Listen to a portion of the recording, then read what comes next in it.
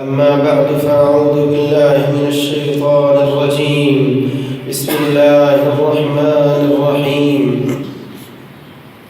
شهر رمضان الذي أنزل فيه القرآن هدى للناس وبينات من الهدى والفرقان. صدق الله مولانا العظيم. انتہائی قابل قدر لائق سب تکریم سامعین مکرم، کس کا جی نہیں چاہتا کہ شہر مبارک، اس ماہ مبارک میں وہ برکات خداوندی اس انداز سے اپنے دامن میں سمیٹ لے کہ اس کی زندگی کا ایک ایک پہلو بابرکت بن جائے۔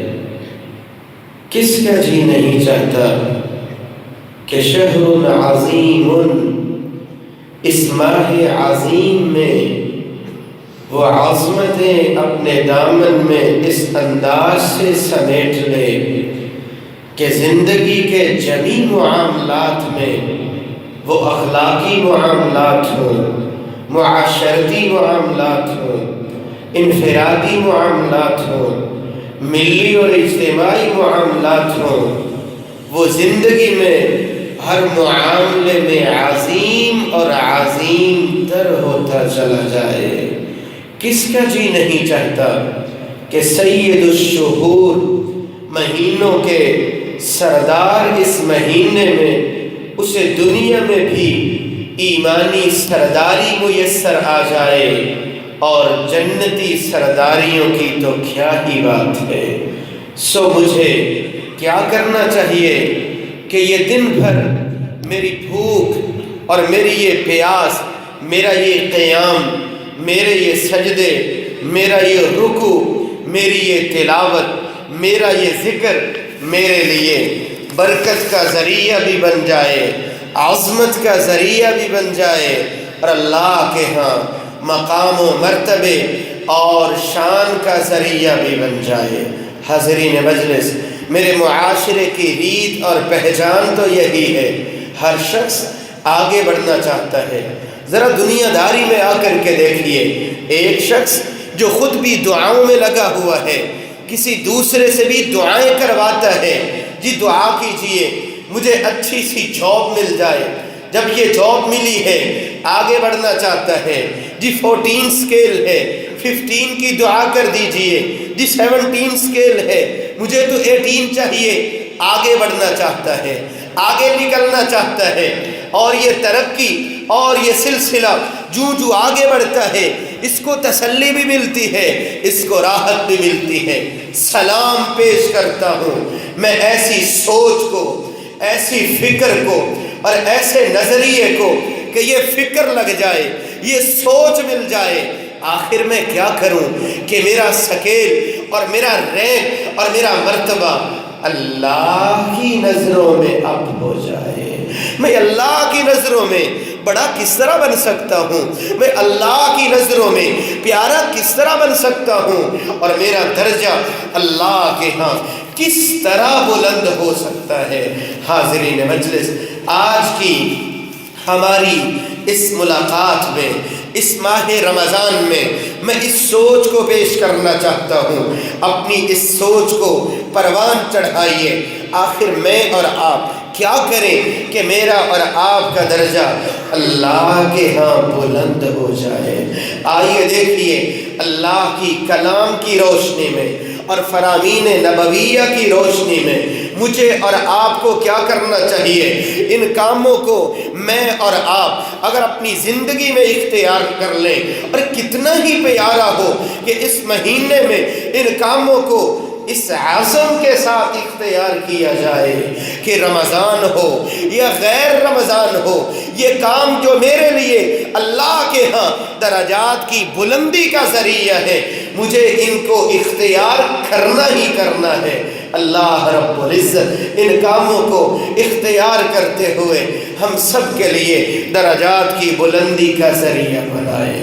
حاضرین مجلس، سب سے پہلا کام صحیح مسلم میں 251 نمبر روایت ابو ہریرہ رضی اللہ تعالی عنہ اس حدیث کے راوی ہیں، فرمایا تھا محمد رسول اللہ صلی اللہ علیہ وآلہ وسلم نے الا ادلکم علی ما یمحو اللہ بہ الخطایا ویرفع بہ الدرجات۔ صحابہ کرام کی جماعت تھی اور آپ صلی اللہ علیہ وآلہ وسلم بیان کرنے والے تھے، فرمایا کہ میں ایسی بات نہ بتلا دوں جو تمہارے گناہوں کو مٹاتی چلی جائے، وَيَرْفَعْ بِهِ الدَّرَجَاتِ، ان کاموں کو اختیار کرنے کے بعد صرف گناہ ہی نہیں مٹیں گے، اللہ درجات بھی بلند فرمائیں گے، اس بندے کا درجہ اللہ کے ہاں بلند ہو جاتا ہے۔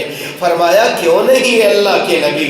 تو فرمایا تھا نبوت والی زبان سے سب سے پہلا کام اسباغ الوضوء علی المکارہ، مشقت کے باوجود کامل وضو کرنا۔ اور یہ جو وضو کرنا ہے اس کو معمولی نہ سمجھیے میرے بھائیوں، اپنے ذہن میں پرانے اسلاف کی طرح اس بات کو تازہ کیجئے۔ آج کسی وڈیرے کے سامنے جانا ہو، کسی بڑے کے سامنے جانا ہو، میں اپنے آپ کو ذہنی طور پہ فکری طور پہ تیار کرتا ہوں، جتنا کوئی بڑا ہوتا ہے اتنا ہی تیاری کا معیار بھی اونچا ہوتا ہے۔ تو اللہ سے بڑی ذات اس پوری کائنات میں میرے بھائی کون سی ہے؟ اللہ کے سامنے آنا ہو تو مجھے تیاری کا انداز بھی اتنا ہی اونچا لے کے جانا چاہیے۔ سو وضو جو ہے اللہ کے سامنے پیش آنے کے لیے اس وضو کو مکمل کرنا اللہ کے ہاں درجات کی بلندی کا ذریعہ ہے۔ اس وضو کو معمولی نہ سمجھیے۔ صحیح الجامع کی 449 نمبر روایت فرمایا مومن آدمی جب وضو کرتا ہے فتمضمض، یہ کلی کرتا ہے، خرجت الخطایا من فی، اس کے منہ کے جتنے بھی گناہ ہیں اللہ کے فضل سے سارے کے سارے ہی معاف کر دیے جاتے ہیں۔ جب یہ ناک میں پانی چڑھاتا ہے آپ صلی اللہ علیہ وسلم نے فرمایا خرجت الخطایا من انفہ، گن گن کر کے ہاتھوں کو دھوتا ہے، چہرے کو دھوتا ہے، پاؤں کو دھوتا ہے، فرمایا حتی تخرج من تحت اظفار یدی، حتی تخرج من تحت اظفار رجلی، ہاتھوں کو دھوئے یا پاؤں کو دھوئے، ناخنوں سے نیچے بھی گناہ جو ہے اللہ کے فضل سے نکلتے چلے جاتے ہیں۔ اور فرمایا من توضأ ہکذا، جو آپ صلی اللہ علیہ وسلم کے سکھلائے ہوئے طریقے کے مطابق وضو کرتا ہے غفر له ما تقدم من ذنبه، یہ کامل وضو کرنا گناہوں کی بخشش کا ذریعہ ہی نہیں بلکہ روز قیامت یأتون یوم القیامہ غرا محجلین من آثار الوضو، روز قیامت شرف و منزلت کا ذریعہ ہے کہ یہ وضو کے اعضاء چمکتے ہوں گے۔ اللہ رب العزت مجھے اور آپ کو وضو کرتے ہوئے اچھا اہتمام کرنے کی توفیق عطا فرمائے، اور جو کہ گھر سے وضو کر کے آنا یہ اور زیادہ اللہ کے ہاں شرف و منزلت کا ذریعہ ہے۔ یہ بندہ گھر سے وضو کرتے ہوئے نکلا ہے، مسجد کی جانب آتا ہے، یوں یہ اللہ کے گھر کی جانب چل کے آنا میرے بھائی اللہ کے ہاں درجات کی بلندی کا ذریعہ ہے، کہ جو آپ صلی اللہ علیہ وسلم نے فرمایا وَكَثَّرَةُ الْخُطَى إِلَى الْمَسَاجِدِ، صحیح مسلم کی 251 نمبر روایت، یوں اللہ کے گھر کی جانب چل کے آنا درجات کی بلندی کا ذریعہ ہے۔ اور میرے بھائی صحیح احادیث کی روشنی میں ذرا اختصار کے ساتھ دیکھیے، اس سے بڑا درجہ ایک بندہ مومن کے لیے اور کیا ہو سکتا ہے؟ یہ کامل وضو کرتے ہوئے اللہ کے گھر مسجد کا رخ کرتا ہے، یہ تو اللہ کے اکرام کو حاصل کرنے میں کامیاب ہو جاتا ہے۔ صحیح الترغیب والترہیب کی 322 نمبر روایت فَهُوَ زَائِرُ اللَّهِ وحق علی المزور ان یکرم الزائر۔ اس سے بڑا درجہ اور کیا ہو؟ یہ گھر سے وضو کرنے کے بعد اللہ کے گھر کی جانب نکلتا ہے، یہ تو اللہ کی خوشی کو حاصل کرنے میں کامیاب ہو جاتا ہے۔ صحیح ابن خزیمہ کی 1491 نمبر روایت، الا تبشبش اللہ الیہ کما یتبشبش اہل الغائب بطلعته۔ جس طرح ایک گم شدہ کوئی چیز بندے کو نا امیدی کی حالت میں مل جاتی ہے تو اس کی خوشی کی حالت کیا ہوتی ہے؟ اللہ رب العزت کو ان ساری خوشیوں سے بھی زیادہ خوشی ہوتی ہے جب یہ بندہ وضو کرنے کے بعد اللہ کے گھر مسجد کا رخ کرتا ہے۔ اور یہ مسجد کی جانب چل کے آنا، اس سے بڑا درجہ اور کیا ہو کہ یہ بندہ اللہ کے قریب اور قریب ہوتا چلا جاتا ہے۔ صحیح الجامع کی 1175 نمبر روایت، اقرب ما یکون العبد من ربہ وہو ساجد۔ اس سے بڑا درجہ اور کیا ہو؟ فرمایا صحیح الجامع کی 445 نمبر روایت، کان فی صلاۃ حتی یرجع۔ اس کا آنا اور اس کا جانا، اس کا چلنا بھی اللہ کو اتنا پیارا ہے۔ جس طرح حالت نماز میں اس کو ثواب ملتا ہے، یوں چلنے اور پھرنے میں بھی اس کو اسی ثواب سے نواز دیا جاتا ہے۔ حاضرین مجلس، اس سے بڑا درجہ اور کیا ہو؟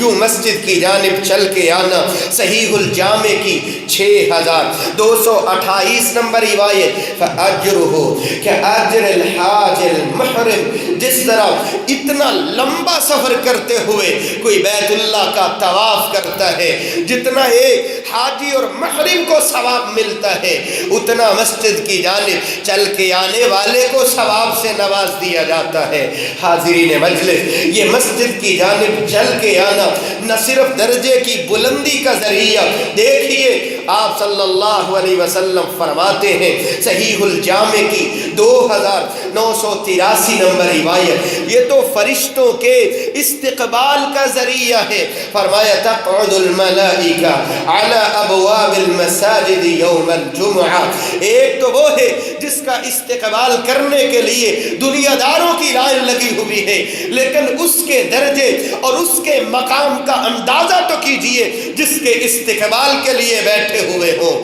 تو آسمان کی نورانی مخلوق فرشتے بیٹھے ہوئے ہوں، یہ اس کے لیے بیٹھتے ہیں جو بانصیب مسجد کا رخ کرتا ہے۔ اور میرے بھائی، یہ اللہ کے گھر کی جانب چل کے آنا، یہ اتنا بڑا درجہ ہے۔ فرمایا صحیح الجامع کی 59 نمبر روایت، فیما یختصم الملأ الاعلی۔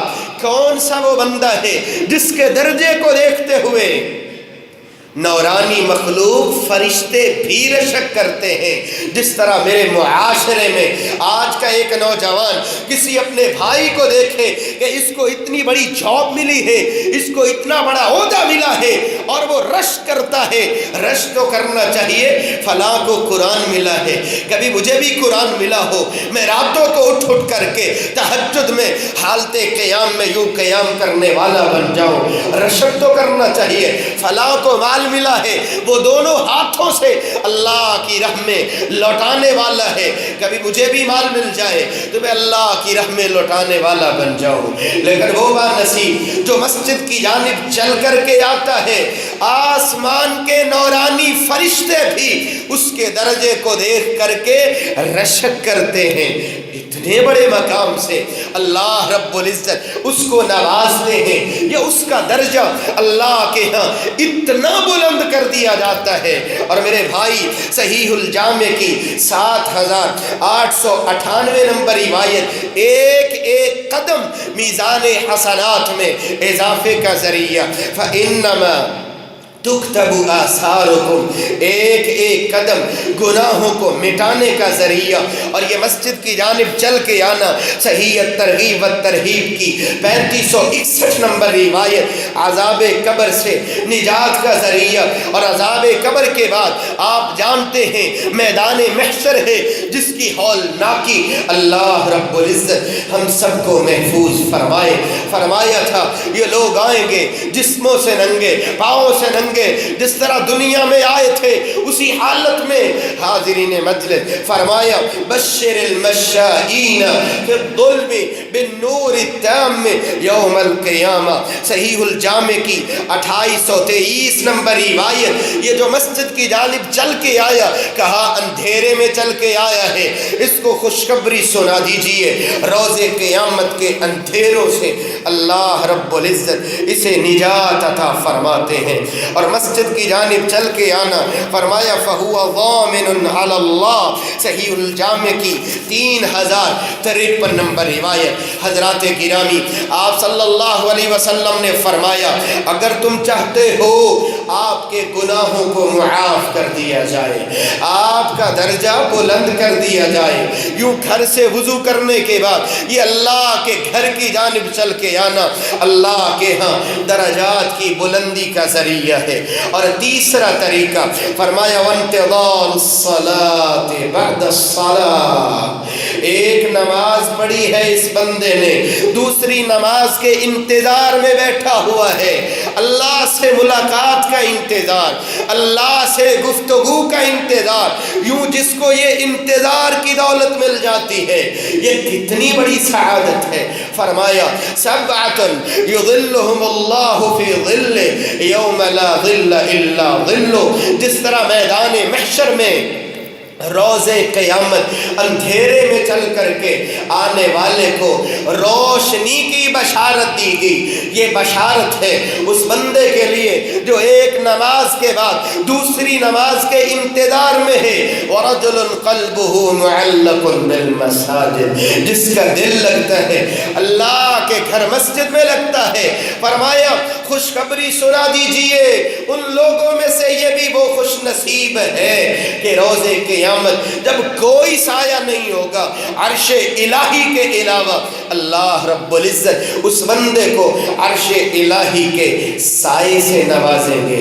جس کا دل مسجد میں لگتا ہے ایک نماز کے بعد دوسری نماز کے انتظار میں، فرمایا وَلَا يَزَالُ أَحَدُكُمْ فِي صَلَاةٍ مَنْ انتظر الصلاة، جس طرح حالت نماز میں نماز کی ادائیگی کے دوران اس بندے کو ثواب ملتا ہے جو نماز کے انتظار میں بیٹھا ہوا ہے، اللہ رب العزت اس کے انتظار کو بھی اسی طرح ہی اسی ثواب سے نواز دیا کرتے ہیں۔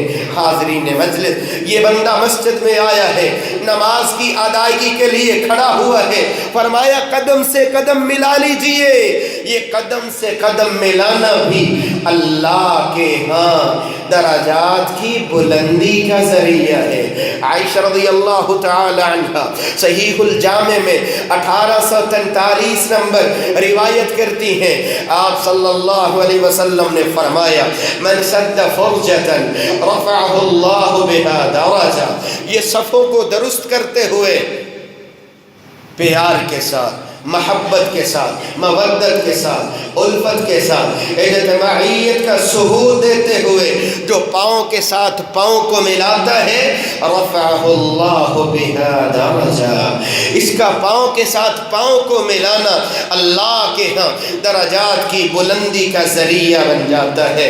حاضرین مجلس، اس کا درجہ بلند کیوں نہ ہو، کیونکہ پاؤں سے پاؤں کو ملانا جو ہے میرے بھائی یہ تو اتفاق و اتحاد کا ذریعہ ہے، کہ جو آپ صلی اللہ علیہ وسلم نے فرمایا تھا صحیح الجامع کی 1191 نمبر روایت، پاؤں کے ساتھ پاؤں کو ملا لیجئے، پاؤں کے ساتھ پاؤں کو ملاؤ گے اللہ تمہارے دلوں کو ملائے گا، اگر پاؤں کے ساتھ پاؤں نہیں ملاؤ گے تو آپ کے دلوں میں بھی اس طرح دراڑیں ہی آتی چلی جائیں گی۔ اور فرمایا تھا پاؤں کے ساتھ پاؤں کو ملا لیجئے فَإِنَّ تَسْوِيَةَ الصُّفُوفِ من تمام الصلاة، وفي رواية فإن تصفية الصفوف من إقامة الصلاة، اور فرمایا من وصل صفا وصله اللہ ومن قطع صفا قطعه اللہ، یہ پاؤں کے ساتھ پاؤں کو ملانا، یہ صفوں کی درستگی، یہ تو اللہ سے تعلق جوڑنے کا ذریعہ ہے۔ اللہ رب العزت اس پہلو کو سمجھتے ہوئے مجھے اور آپ کو صحیح صف بندی کرنے کی توفیق عطا فرمائے۔ حاضرین مجلس، پانچواں طریقہ جس سے میرا اور آپ کا درجہ اللہ کے ہاں بلند کر دیا جاتا ہے، وہ بندہ جو محنت کر کے ہمت کر کے بر وقت مسجد میں آتا ہے اور باجماعت نماز ادا کرتا ہے۔ صحیح بخاری میں 4717 نمبر روایت، 25 درجہ، 25 درجے بہتر ہے باجماعت نماز ادا کرنا، جبکہ دوسری روایت میں 27 درجہ، 27 درجے بہتر ہے۔ اور یہ تو اللہ کا حکم بھی ہے، وَأَقِيمُوا الصَّلَاةَ وَآتُوا الزَّكَاةَ وَارْكَعُوا مَعَ الرَّاكِعِينَ، باجماعت نماز ادا کرنے کی ترغیب بھی دلائی۔ إِنَّ الصَّلَاةَ كَانَتْ عَلَى الْمُؤْمِنِينَ كِتَابًا مَوْقُوتًا۔ اور دیکھیے آپ صلی اللہ علیہ وآلہ وسلم ترغیب دلاتے ہوئے فرماتے ہیں، من صلی للہ 40 یوما فی جماعت یدرک التکبیرۃ الاولی، جو بندہ 40 دن تک باجماعت نماز ادا کرتا ہے، پانچوں نمازیں تکبیر اولی کے ساتھ پڑھتا ہے، اس کے لیے 2 طرح کی برات لکھ جاتی ہے، براءۃ من النار و براءۃ من النفاق، ایک نفاق سے اسے بچا دیا جاتا ہے اور دوسرا جو جہنم سے آزاد کر دیا جاتا ہے۔ ترغیب دلائی ہے آپ صلی اللہ علیہ وآلہ وسلم نے، فصلاها مع الامام غفر له ذنب، جو بندہ باجماعت نماز ادا کرتا ہے، آپ صلی اللہ علیہ وآلہ وسلم فرماتے ہیں اس کے گناہوں کو معاف کر دیا جاتا ہے۔ اور فرمایا تھا نا آپ صلی اللہ علیہ وآلہ وسلم نے، من تطہر فی بیتہ ثم الى صلاة مکتوبۃ، یہ بندہ گھر سے وضو کرنے کے بعد یوں مسجد میں آیا ہے، فرضی نماز باجماعت ادا کی ہے، اللہ رب العزت اس کو حج کا ثواب عطا فرما دیتے ہیں۔ تو میرے بھائی، اللہ رب العزت سے دعا ہے کہ وہ مالک الملک جس طرح آج ان مبارک گھڑیوں میں اور آپ اہتمام کرتے ہیں، کوشش کرتے ہیں، اللہ رب العزت زندگی بھر صرف رمضان ہی تو نہیں کہ باجماعت نماز ادا کی جائے۔ اور میرے بھائی، رمضان ہو یا غیر رمضان ہو، ارادہ کیجئے، نیت کیجئے، عزم کیجئے کہ انشاءاللہ میری جب تک زندگی ہے نماز ادا کروں گا تو باجماعت ادا کروں گا۔ اللہ کے کوئی معنی ہو، شرعی عذر ہو، کوئی مجبوری ہو، اللہ رب العزت ہمیں باجماعت نماز کا اہتمام کرتے ہوئے اپنے درجات کو اللہ کے ہاں بلند کرنے کی توفیق عطا فرمائے۔ اور میرے بھائی، جس طرح آج اہتمام کرتا ہوں میں آپ صلی اللہ علیہ وسلم کی روایت کو سامنے رکھتے ہوئے کہ جو ماہ رمضان میں قیام کرتا ہے ایمان کے ساتھ ثواب کی نیت سے، غفر له ما تقدم من ذنبه۔ اور میرے بھائی، جس طرح ماہ رمضان میں سنتوں کا اہتمام ہے، نوافل کا اہتمام ہے، رمضان ہو غیر رمضان ہو، جو بندہ سنتوں اور نوافل کا اہتمام کرتا ہے، اللہ کے ہاں اس کے درجات کو بلند کر دیا جاتا ہے۔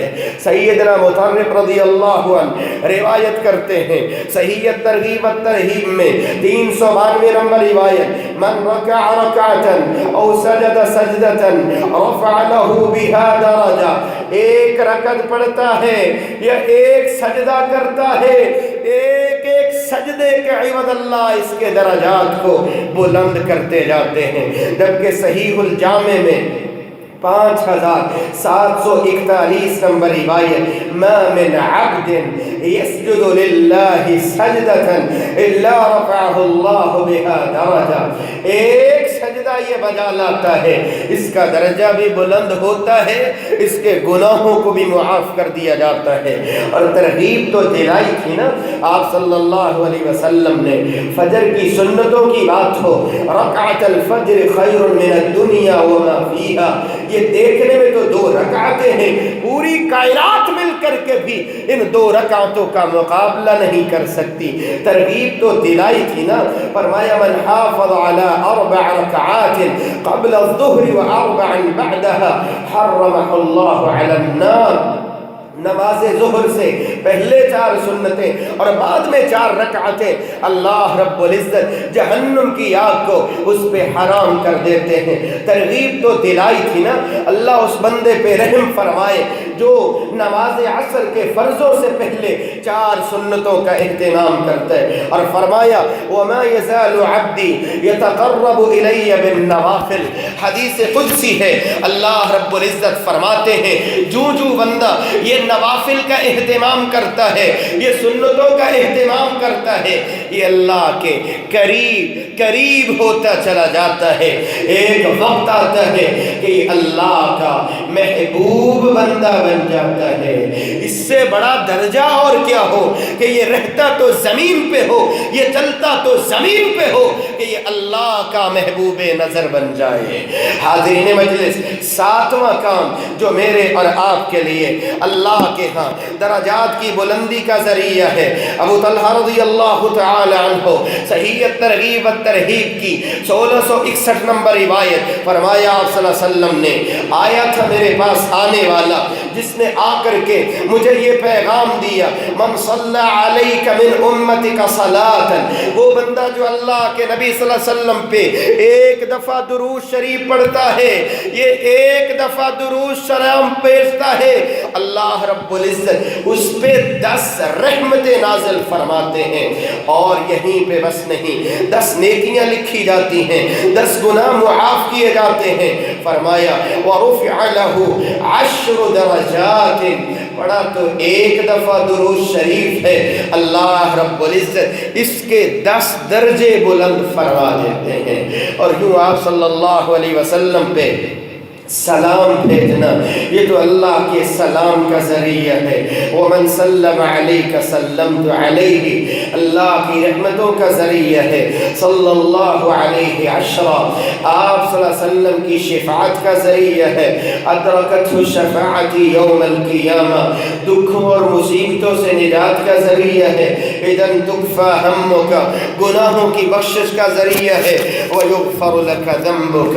حاضرین مجلس، 8واں کام جو اللہ کے ہاں میرے اور آپ کے درجے کے بلند ہونے کا ذریعہ ہے، صحیح الجامع کی 6418 نمبر روایت، فرمایا جو صبح کے وقت ایک دفعہ یہ دعا پڑھ لیتا ہے لا الہ الا اللہ وحدہ لا شریک لہ لہ الملک ولہ الحمد وہو علی کل شیء قدیر، یہ صرف اتنی سی دعا، فرمایا جو صبح کے وقت یہ دعا پڑھتا ہے، اس ایک دعا پڑھنے کے سبب اللہ رب العزت اولاد اسماعیل علیہ السلام میں سے ایک غلام آزاد کرنے کا ثواب عطا فرماتے ہیں۔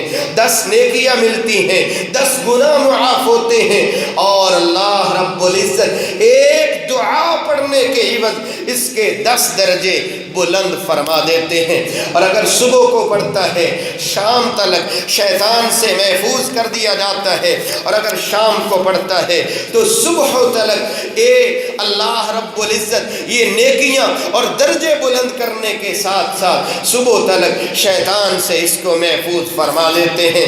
حاضرین مجلس، نامہ کام جو میرے اور آپ کے لیے درجات کی بلندی کا ذریعہ، صحیح ترمذی میں 2914 نمبر روایت ابن عمر رضی اللہ عنہ روایت کرتے ہیں، صاحب قرآن سے کہا جائے گا اقرا وارتق ورتل کما كنت ترتل في الدنيا فإن منزلتك عند آخر آية تقرأها۔ ایک بندہ دنیا میں یہ درجات اوپر چڑھنا چاہتا ہے، اور میرے بھائی ان درجوں کی کیا ہی بات ہے جو جنت کے درجات ہوں گے۔ اللہ فرمائیں گے اے صاحب قرآن، جس طرح تم دنیا میں پڑھتے تھے نا، آج جنت میں درجات کی سیڑھیاں چڑھتے جاؤ، پڑھتے جاؤ اور چڑھتے جاؤ. فإن منزلتك عند آخر آیة تقرأها.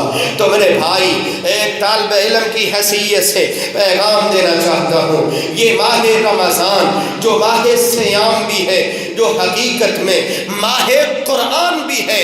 قرآن مجید کا نزول ہوا شہر رمضان الذی انزل فیہ القرآن. لیلۃ القدر کی بات تھی. انا انزلناہ فی لیلۃ مبارکہ فی لیلۃ القدر. اور آپ صلی اللہ علیہ وآلہ وسلم کا جبریل امین علیہ الصلاۃ والسلام کے ساتھ یوں دور کرنا اور آخری سال میں 2 مرتبہ دور کرنا مجھے اور آپ کو یہ پیغام دیتا ہے. درجات بلند ہوں گے. قرآن مجید پڑھیے کیسے پڑھنا ہے. ورتلناہ ترتیلا. اللہ کی ذات نے بھی ترتیل سے پڑھا، جبریل امین نے بھی ترتیل سے پڑھا، آگے ترتیل سے پڑھ کے سنایا. جب اللہ کے پیغمبر کی باری تھی کہا ورتل القرآن ترتیلا. اے میرے حبیب ترتیل سے پڑھیے، ترتیل سے پڑھا. جب آگے پڑھانے کی باری تھی فرمایا لتقرأہ علی الناس علی مکث. لوگوں کو بھی ترتیل سے ہی پڑھائیے. ترتیل کیا ہے؟ علی رضی اللہ تعالی عنہ سے پوچھئے. فرمایا ہوا تجوید الحروف ومعرفت الوقوف. مخارج کا اعتبار کرتے ہوئے پڑھنا، وقفوں کی پہچان کرتے ہوئے پڑھنا. اور میرے بھائی یہ نئی بات نہیں ہے، اللہ کی ذات سے چلا ہوا سلسلہ، جبریل امین سے ہوتا ہوا، اللہ کے پیغمبر اور صحابہ کرام سے ہوتا ہوا میں اور آپ تک پہنچا ہے. اور میں پنجابی کے لہجے میں ہی اسی انداز سے پڑھ کے فارغ ہو جاؤں، لیکن انگلش کی بات ہو تو اس کے تلفظ پہ ذرہ سی بات پہ میں کہوں یہ سیکھا ہوا ہے، یہ پڑھا ہوا ہے. نہیں، قرآن اس سے اور زیادہ حق رکھتا ہے کہ میں قرآن مجید کو اس انداز سے پڑھنے کا اہتمام کروں جو انداز آپ صلی اللہ علیہ وآلہ وسلم پہ نازل ہوا اور آپ نے آگے سکھلایا. اور بڑی ہی خوشی اور سعادت کی بات ہے اللہ رب العزت ہمارے روزے اور ہماری عبادتیں قبول فرمائے. جگہ جگہ پہ جہاں کہیں بھی ایسا اہتمام ہوتا ہے اللہ رب العزت اس اہتمام کو قبول فرمائے. اس مسجد میں اللہ کے فضل سے وہ بھائی جو اعتکاف بیٹھیں گے اللہ رب العزت مصروفیت سے وقت نکالنے کی توفیق عطا فرمائے. ان کے لیے ایسا اہتمام اللہ کے فضل سے کیا جائے گا. اللہ رب العزت جو اعتکاف کرنے والے ہیں، نیت کرنے والے ہیں اور پھر اس کو بہتر بنانے کے لیے کوششیں کرنے والے ہیں، سب کی کوششیں اور کاوشیں قبول و منظور فرمائے اور قرآن مجید کو ترتیل سے ہی پڑھنے کی توفیق عطا فرمائے. 10ویں بات میرے بھائی جو میرے اور آپ کے لیے درجات کی بلندی کا ذریعہ ہے، فرمایا عائشہ رضی اللہ عنہ روایت کرتی ہیں صحیح ابو داود میں 4798 نمبر روایت، ان المؤمن لیدرک بحسن خلق درجۃ الصائم القائم. وہ بندہ جو اپنے اخلاق کو سنوار لیتا ہے، اور حقیقت میں روزہ بھی مجھے اور آپ کو ٹریننگ دینے کے لیے آتا ہے کہ کوئی برا بھی کہے، کوئی غصے سے بھی کہے تو آگے سے کیا بولنا ہے، ان امرؤ صائم. بھائی میں نے روزہ رکھا ہوا ہے. روزے دار جو ہے نا وہ فضولیات نہیں بولتا، وہ غصے کا جواب غصے سے نہیں دیتا، وہ غیبت نہیں کرتا، وہ جھوٹ نہیں بولتا، وہ تو اخلاق کی بات کرتا ہے، وہ تو اکرام کی بات کرتا ہے، وہ تو پیار کی بات کرتا ہے. جو بندہ اپنے حسن اخلاق کو سنوار لیتا ہے، حسن اخلاق اختیار کرتا ہے. اور میرے بھائی یہ تو ایک دوسرے کے لیے محبت کا پیغام بن جاتا ہے. فَإِذَا الَّذِي بَيْنَكَ وَبَيْنَهُ عَدَاوَةٌ كَأَنَّهُ وَلِيٌّ حَمِيمٌ.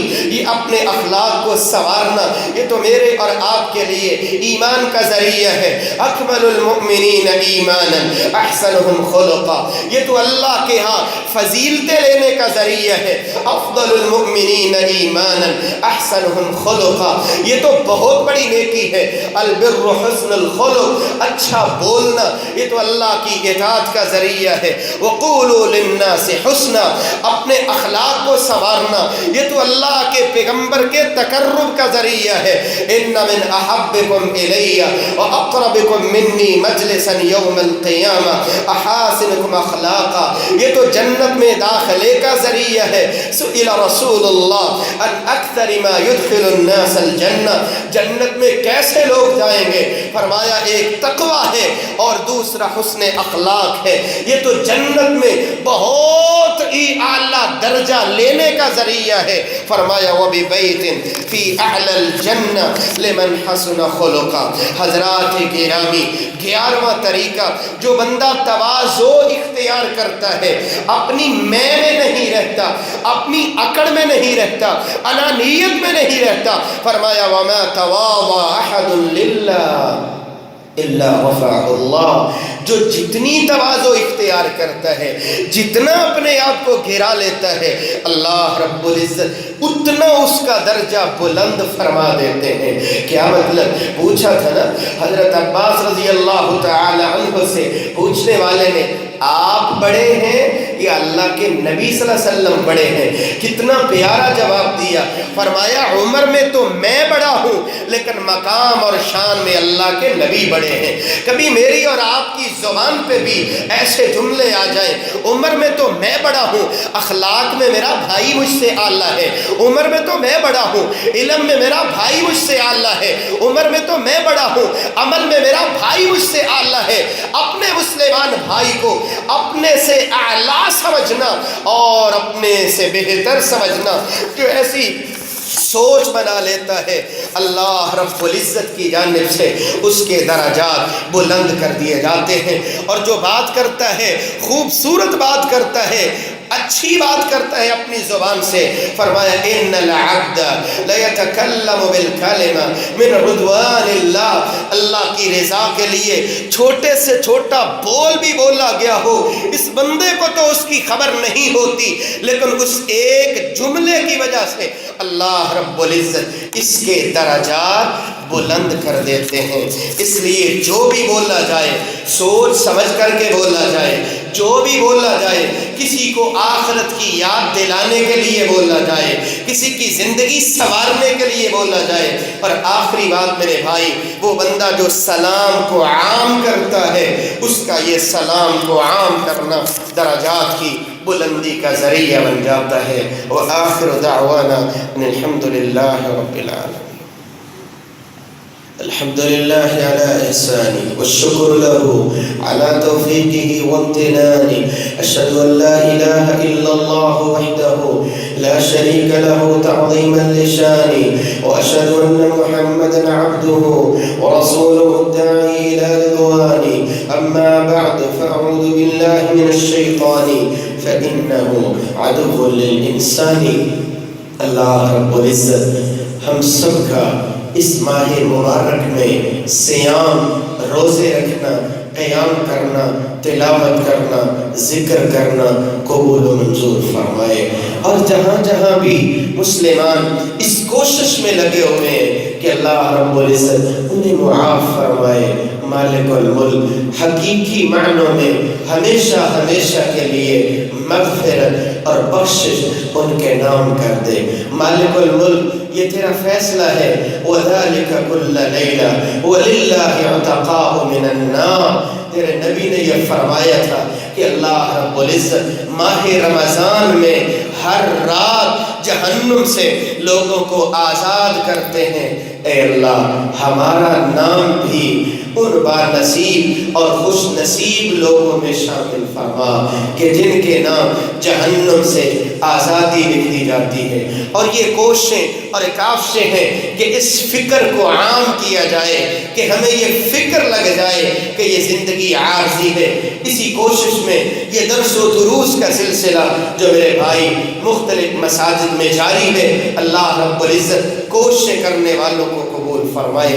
میری اللہ رب العزت سے دعا ہے، مالک الملک جو پریشان ہیں پریشانیاں دور فرما، جو تنگ حال ہیں تنگیاں دور فرما، جو مقروض ہیں قرضے اتارنے کی توفیق عطا فرما۔